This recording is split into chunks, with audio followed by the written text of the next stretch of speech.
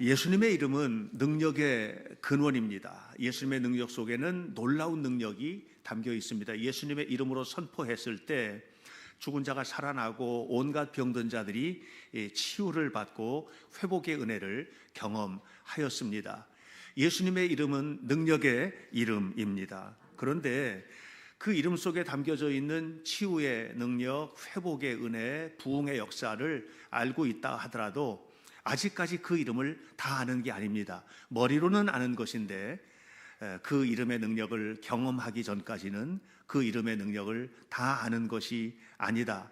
그러므로 여러분, 대림절을 보내면서 주님의 임재, 그 영의 임재를 우리가 깊이 사모하시고, 그리고 이 대림절에 하나님, 나에게도 그 이름에 담겨있는 능력을 경험하는 축복의 기간이 되게 해 주옵소서 하고 사모하시기를 축원합니다.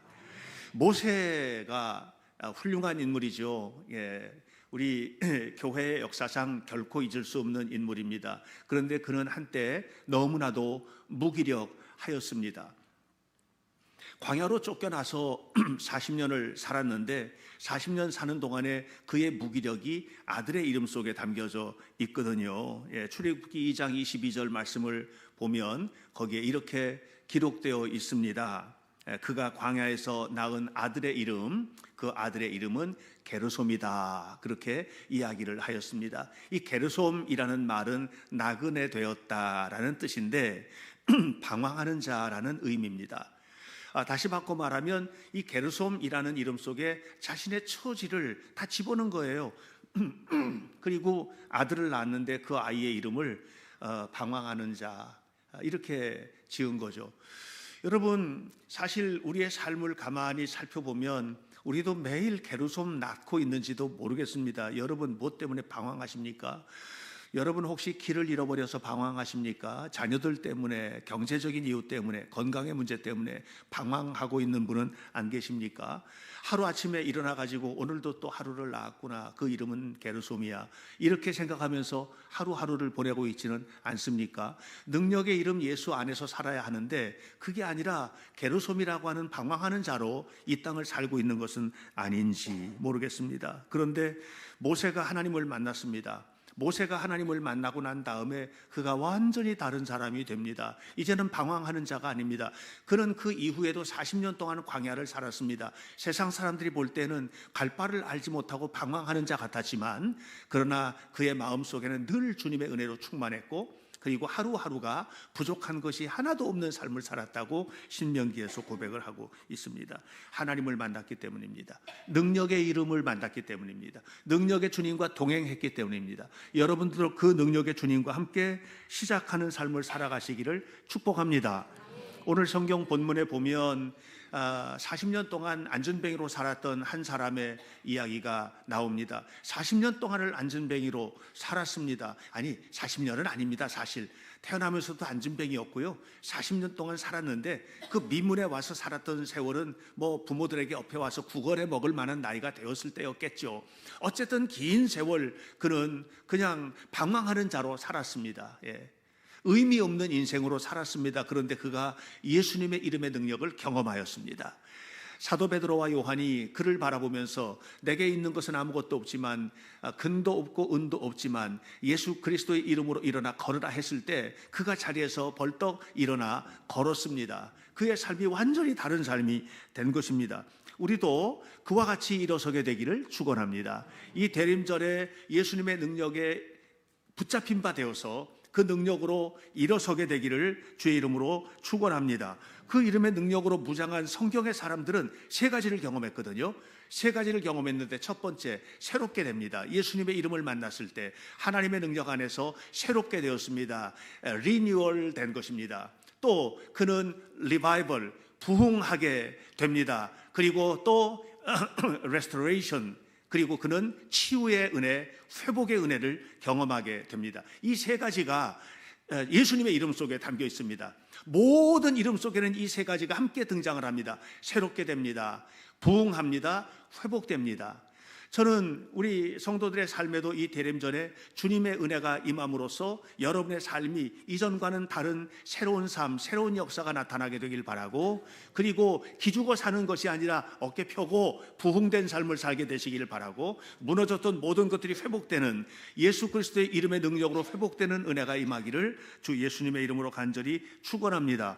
그래서 성경은 그 이름을 뛰어난 이름이라고 말합니다. 세상에는 정말 많은 이름들이 있거든요. 석가모니도 이름이잖아요. 공자도 이름이죠.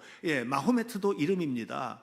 또 소크라테스도 이름입니다. 아인슈타인 같은 이름도 있습니다. 세상에는 정말 뛰어난 이름들이 많습니다. 너무나도 많습니다. 그런데 성경은 이렇게 말합니다.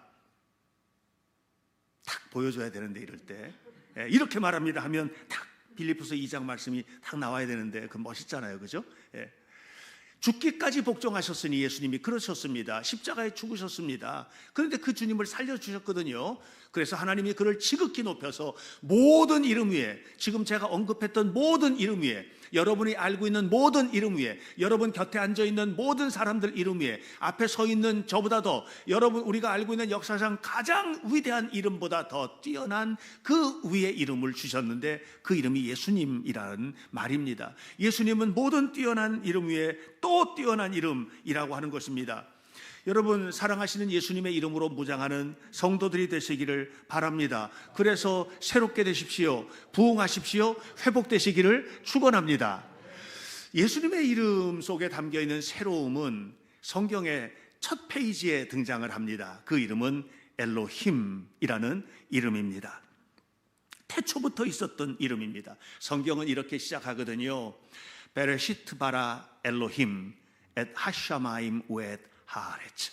이 히브리어의 창세기 1장 1절의 말씀입니다. 베레시트 바라 엘로힘이라고 말합니다. 저 붉은 글씨가 엘로힘이라는 글씨입니다. 엘로힘이라는 글씨는 태초부터 있었던 이름입니다. 새롭게 하는 이름입니다. 그 이름이 엘로힘입니다. 그 하나님께서 빛이 있으라 이렇게 말씀을 하셨습니다. 그리고 나서 빛이 있으라 말씀하신 그 하나님께서 빛으로 온 세상을 밝혔습니다. 그 빛은 태양빛이 아닙니다. 태양빛은 15절에 나옵니다. 광명체들이 하늘의 궁창에 있어 땅을 비추라 이렇게 하니까 그때 해와 달과 별들이 나타났거든요. 그러니까 태양이 생기기도 전에, 태양빛이 비추기도 전에 영광스러운 빛을 비추셨고, 이것이 생명의 근원입니다. 나무들이 태양빛을 받기 전에 영광의 빛을 받았습니다. 셋째 날 땅과 바다를 가르시고 땅에는 온갖 나무들로, 열매 맺는 것들로, 과일들로 충만하게 하셨습니다. 그리고 넷째 날 태양빛이 비쳤습니다. 우리들은 생각할 때에 모든 나무는 태양빛에 의해서 광합성 작용을 하고 그것에 의해서 생명이 유지된다고 생각합니다. 그러나 성경은 조금 다른 얘기를 합니다. 이미 그 빛이 있기 전에 나무들은 영광의 빛 가운데 있었다고 이야기를 합니다. 여러분, 우리의 생명이 세상의 것들로 인하여서 풍요롭게 된다고 생각합니다. 그러나 그 이전에 영광의 빛 가운데 있어야만 합니다.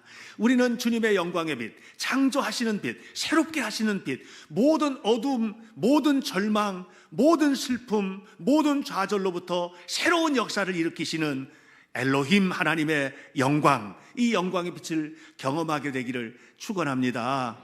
그러니까 창세기에 이렇게 얘기하잖아요. 하나님께서 천지를 창조하기 전에는 세상은 모두 어둠이었다. 흑암이 깊음 위에 있었다. 혼돈한 세상이었다. 모든 것이 그랬다. 그런데 빛이 있으라 하시니까 빛이 있었고 세상은 밝아졌다. 이렇게 말합니다. 다시 말하면 새롭게 된 겁니다.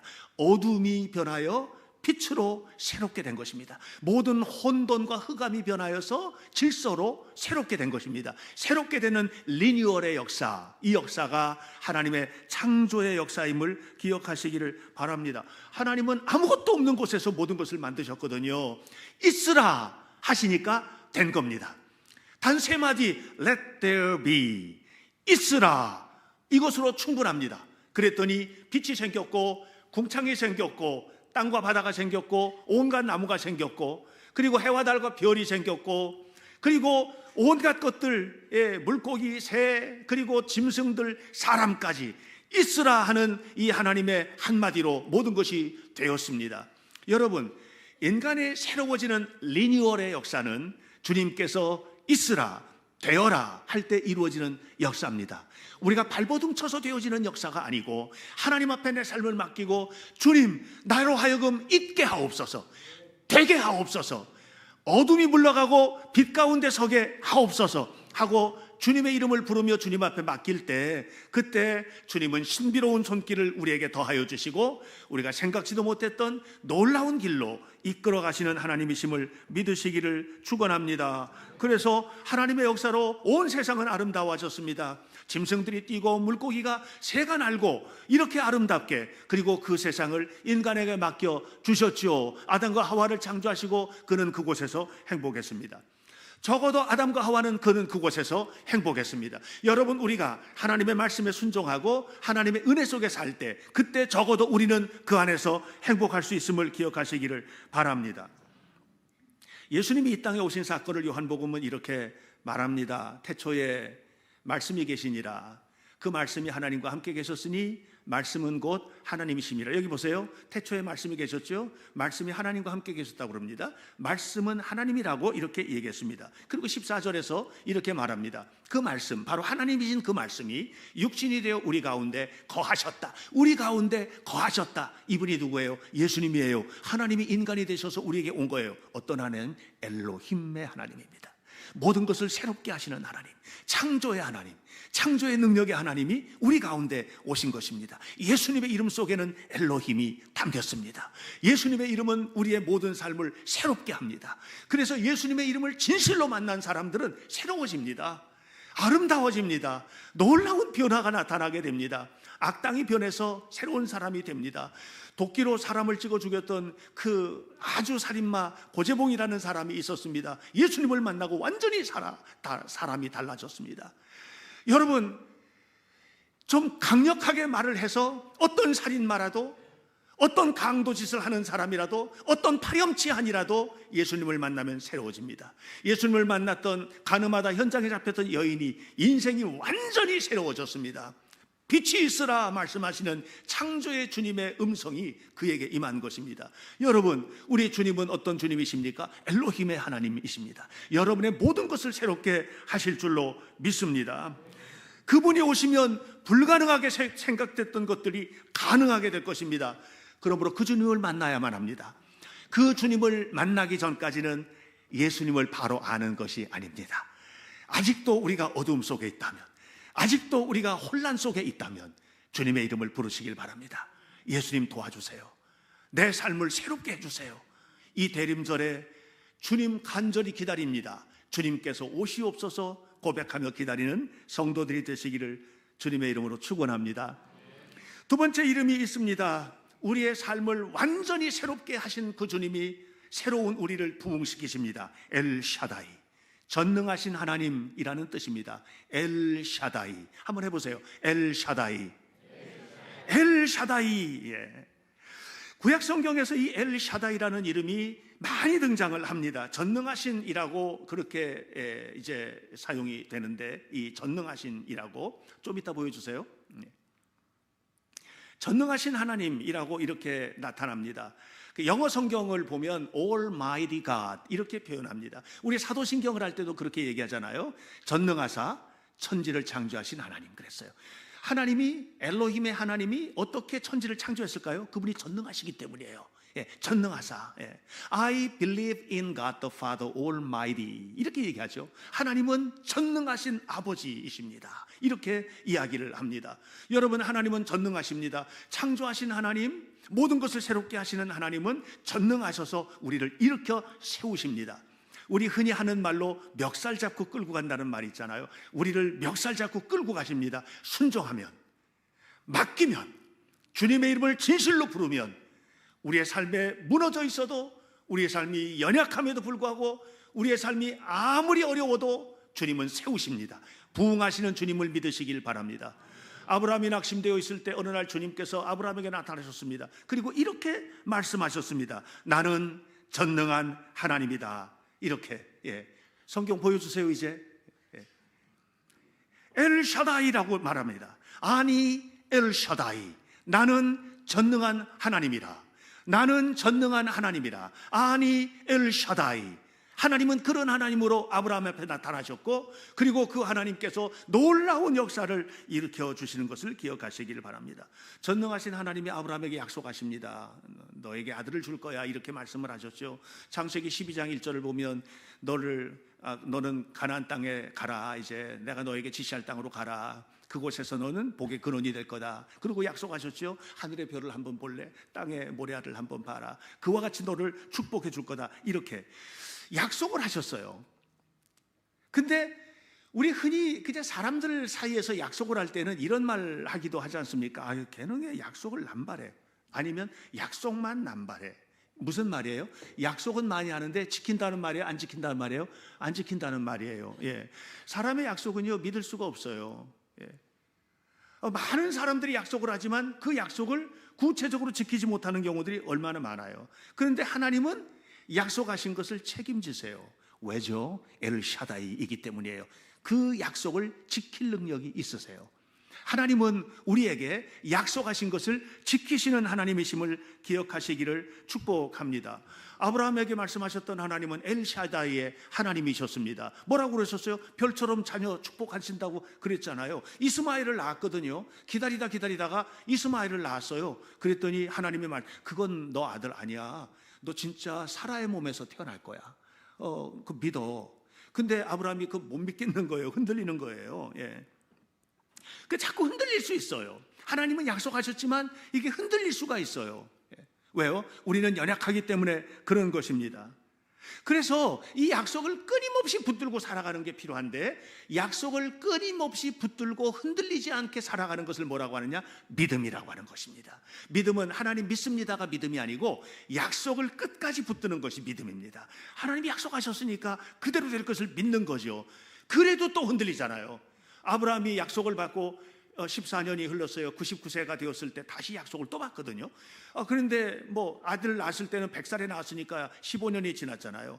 15년 동안 얼마나 많이 흔들렸어요. 진짜 많이 흔들렸거든요. 그렇게 흔들렸어요. 그렇게 흔들렸을 때 하나님이 그에게, 아브라함에게 나타나셔서 다시금 하셨던 게 뭐냐면 약속을 확인시켜 주십니다. 흔들리는 믿음을 다시 붙드는 것도 약속입니다. 여러분, 우리는 전능하신 하나님께서 우리에게 약속하신 것을 이루실 것이라고 믿는데, 이 믿음이 흔들릴 때 그 흔들리는 믿음을 다시 붙드는 것도 약속이에요. 다시 바꿔 말할게요. 하나님이 말씀하셨어요. 하나님께서 말씀하신 약속이 이루어진다고 받아들이는 것이 믿음이에요. 그런데 그 믿음이 흔들릴 때 흔들리는 믿음을 다시 붙드는 것은 뭐예요? 말씀 잡는 거예요. 그래서 여러분, 제가 자꾸만 말씀을 암송하는 겁니다. 말씀 암송하세요. 로마서 8장도 암송하세요. 고린도전서 13장도 암송하세요. 지난 사순절에 요한일서 1장을 우리가 함께 암송을 했지 않습니까? 계속해서 암송을 하는 거예요. 하나님의 말씀을 암송할 때 그 말씀이 어떻게 돼요? 흔들리는 나를 붙잡아줘요. 흔들릴 수 있습니다. 얼마든지 그럴 수 있습니다. 그 흔들릴 때 그 흔들리는 마음에 여러분을 맡기지 마세요. 흔들리는 마음에 맡겨놓으면 전혀 헤어나오지 못합니다.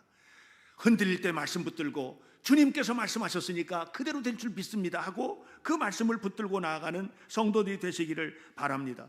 아브라함이 99세가 되었을 때 여전히 흔들리고 있는 거예요. 그때 하나님께서 다시 아브라함에게 오셨습니다. 3명의 천사를 보내셨어요.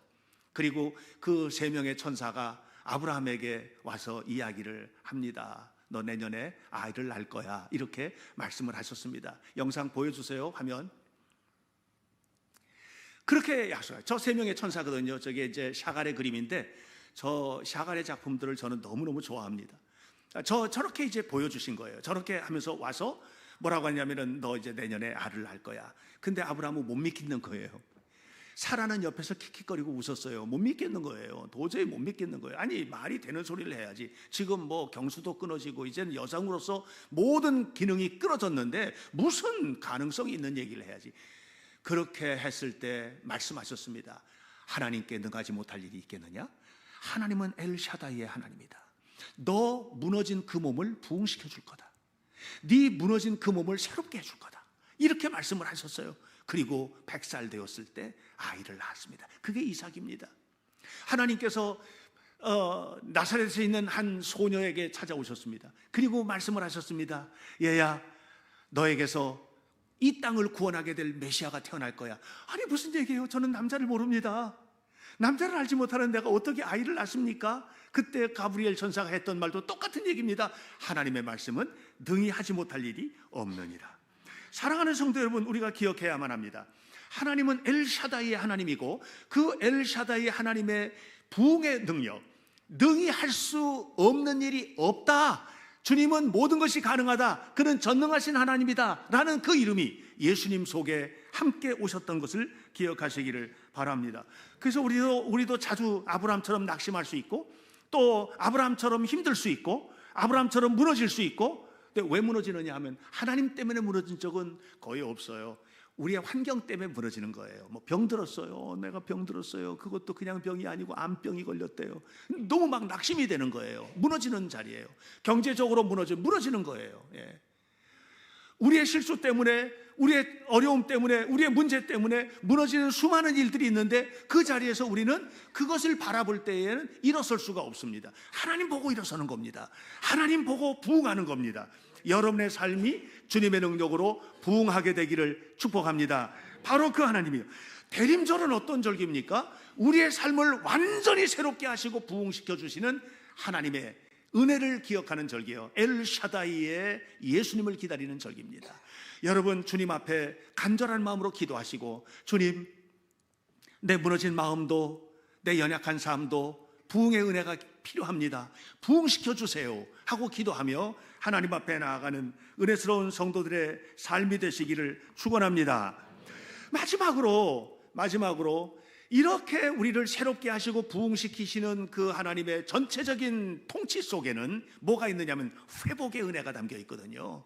하나님은 우리를 회복하시는 능력의 하나님이신 줄 믿습니다. 그 이름이 아도나이 속에 담겨 있습니다. 아도나이라고 하는 말은 무슨 말이냐 하면 주님은 내 삶의 주인이라는 겁니다. 회복된 사람이 할 수 있는 고백이에요. 주님은 내 삶의 알고 보니까 내가 내 삶의 주인이 아니었습니다. 주님이 내 삶의 주인이시로군요. 아도나이입니다. 시편 23편 1절은 이렇게 시작합니다. 아도나이, 이렇게 시작합니다. 아도나이 로이, 하나님은 나의 목자. 로 에사르, 그러므로 나는 부족함이 없어요. 하나님은 나의 목자시니 내게 부족함이 없으리로다. 아도나이 로이 로 에사르, 이렇게 고백합니다. 하나님은 나의 목자시니 나의 부족함이 없습니다. 아도나이라는 말은 하나님이라는 말이고 내 삶의 주인이신 하나님이라는 말인데, 이게 성경에는 어떻게 표현이 되냐면 주라고 표현이 됩니다. 그래서 원래 이름은 하나님은 여호와는 나의 목자시니 이렇게 하면 안 되고 주는 나의 목자시니 이렇게 번역하는 것이 바른 번역입니다. 주는 나의 목자시니. 예. 여러분, 주라는 말은 무슨 말이냐면 주인이라는 말이거든요. 여러분의 삶의 주인은 누굽니까? 여러분 스스로가 주인이시죠? 여러분 생각대로 사시잖아요. 하나님의 생각보다 당신 생각대로 사시죠? 여러분이 주인이신 거예요. 그래 무너지는 겁니다. 여러분의 삶의 주인은 누굽니까? 여러분이시잖아요. 그래서 여러분 하고 싶은 대로 하시죠? 그래서 잘못 가는 겁니다. 여러분의 삶의 주인은 누구십니까? 여러분 자신이시죠? 여러분 생각이 주인이시고 여러분의 판단이 주인이시고 여러분이 생각하는 것이 절대적으로 옳다고 생각하시잖아요. 그래서 그 길로 가시는 거예요. 그러다가 무너지고 자빠지고 쓰러지고 무릎 깨지고 머리 깨지고 팔꿈치 깨지고 이렇게 우리는 많은 어려움을 경험하게 되는 것입니다. 그런데 다윗이 주인을 바꿔버렸어요. 주인을. 여호와는 나의 주인이시니, 여호와가 나의 주인이시라는 말이에요. 주인이신 그분께서 나의 목자가 되시니 아도나이 로이, 그러니 로 에사르, 나에게는 부족함이 없습니다. 이렇게 고백을 하는 것입니다. 영어 성경은 이 부분을 너무나도 정확하게 The Lord is my shepherd, I shall not be in want, 이렇게 고백합니다. The Lord라고 합니다. 나의 주인이십니다라고 고백을 하는 것입니다. 여러분, 주님께서 여러분의 삶의 주인이 되시길 바랍니다. 주님께서 내 삶의 주인이 되셔서 그분이 이끄시는 대로 순종하고 끌려가시기를 바랍니다. 주님께서 하실 것입니다. 주님께서 내 모든 것들을, 내 모든 스케줄을, 내 모든 경제생활을, 내 모든 건강을 책임져 주실 것입니다. 적어도 주님의 뜻대로 살아가기를 결심하고 그 앞에 맡긴다면 말입니다. 요한복음 20장 28절을 보면 부활하신 예수님을 만난 도마의 이야기가 나옵니다. 의심을 너무 많이 했습니다. 부활했다고 하는데도 안 믿었습니다. 근데 주님을 만났습니다. 그리고 난 다음에 예수님을 만난 그가 첫 번째 했던 고백이 첫 고백입니다. 주님은 나의 주인이십니다. 주님은 나의 주인이십니다. 이렇게 고백을 했습니다. 주인이 바뀌는 순간입니다. 그 전까지는 자기 생각이 옳다고 생각했어요. 제자들이 다 예수님, 부활하신 예수님을 만났다고 하는데도 그건 난 못 믿겠다. 예수님, 내가 여기 저기 못자국에 손가락 넣어봐야지 내가 믿겠다. 옆구리에 창자국에 손 넣어봐야 내가 믿겠다. 이랬던 사람이에요. 자기 생각과 자기 판단을 절대적으로 의지했던 사람입니다. 그런데 만났잖아요. 만나고 난 다음에는 완전히 바뀌었습니다. 나중에 인도까지 선교하러 갑니다. 도마가 가장 동쪽까지 선교하러 갔어요. 인도까지 선교하러 갔고, 인도에서 순교당해서 목숨을 잃을 때까지 전적으로 주님께 헌신하였습니다. 구약 성경에서 이 아도나이라는 말은 무슨 말이냐면 계급을 말합니다. 왕은 주인이고 신하는 종이에요. 이런 관계입니다. 그러니까 누구예요? 나는 종이니까 주인이신 하나님께 존중하고 순종하고 따라가야지. 이게 구약 성경의 개념이에요. 근데 신약 성경은 전혀 다른 얘기가 나옵니다. 주님을 나는 신뢰합니다. 그러므로 주님 뜻대로 살겠습니다. 이겁니다. 나는 내가 나를 신뢰하고 내 지식을 신뢰하고 내 판단을 신뢰하고, 그게 아니고 나는 주님을 신뢰합니다. 그리고 그 주님께서 나를 바른 곳으로 이끌어 주실 줄 믿습니다. 그러고 나는 주님께서 이끄시는 대로 순종하며 살겠습니다. 이것이 전혀 다른 개념의 로드, 아도나이, 주님의 의미가 된 것입니다. 사도행전 16장에는 이런 얘기가 잘 나와 있습니다. 사도행전 16장은 사도 바울이 제 2차 전도 여행 때 이제 전도를 하고 다니는 거거든요. 바울은 3번 전도 여행을 했습니다. 1차 전도 여행 때는 정말 어렵사리 교회들을 개척하고 다녔습니다. 두 번째 전도 여행을 출발합니다. 바울 똑똑한 사람입니다. 엄청 공부도 많이 했고 논리적인 사람입니다. 그러니까 머릿속에 계획을 완벽하게 세웠습니다. 어디를 가고 누구를 만나야 되겠다. 이것이 바울 속에 계획되어 있는 것들이었거든요. 그래서 그렇게 갑니다. 근데 한참을 이제 잘 계획대로 가는데 문제가 생겼습니다. 무시아에서. 사도행전 16장 7절에 무시아 앞에 이르러서 비두니아로 가려고 애를 썼어요. 왜요? 머릿속에 계획됐던 곳이에요. 비두니아로 가야 돼요, 지금. 그런데 허락하지를 않는 거예요. 누가? 예수님께서 자꾸 막는 거예요. 어떤 모습으로 막았는지에 대해서는 저 속사를 뒤져봐야 아는 부분이에요. 뭔가가 자꾸만 문제가 생기고 갈 길이 막히고 이런 현상들이 벌어졌겠죠. 이것을 사도 바울이 고백하는 겁니다. 이상하다. 왜 자꾸 막히지? 왜 이렇게 안 되지? 여러분, 우리가 살다 보면 왜 이렇게 자꾸만 어렵지? 왜 이렇게 어려운 일이 생겨? 왜 이렇게 막혀? 왜 이렇게 안 돼? 우리 애가 왜 이 꼴이 돼? 이런 일들이 지금 벌어지고 있는 거예요. 그렇게 됐을 때 바울이 하나님 앞에 겸손히 내려놓습니다. 그리고 이렇게 고백을 합니다. 바울이 그 환상을 또 봐요. 기도하는 중에 보고 난 다음에 하나님께서 여기가 아니로구나. 하나님이 우리를 다른 곳으로 가도록 이끌어 가시는구나 하고 순종을 하고 자기의 모든 계획을 싹 다 버렸습니다. 그리고 하나님의 계획대로 갑니다. 이게 주인이 바뀐 사람이에요. 끝까지 자기 고집을 하지 않아요. 내가 옳다고 판단해서도 그게 아니에요. 하용조 목사님이 지금 돌아가셨는데 온누리교회에 담임을 하셨던 하용조 목사님, 한국교회에 끼친 영향이 참 크신 어른이에요. 근데 한 목사님하고 만난 적이 있어요. 몇 번, 한 2번 정도 만났거든요. 개인적으로 이렇게 만나서 얘기 나누고 하는데 그런 얘기 하셨어요.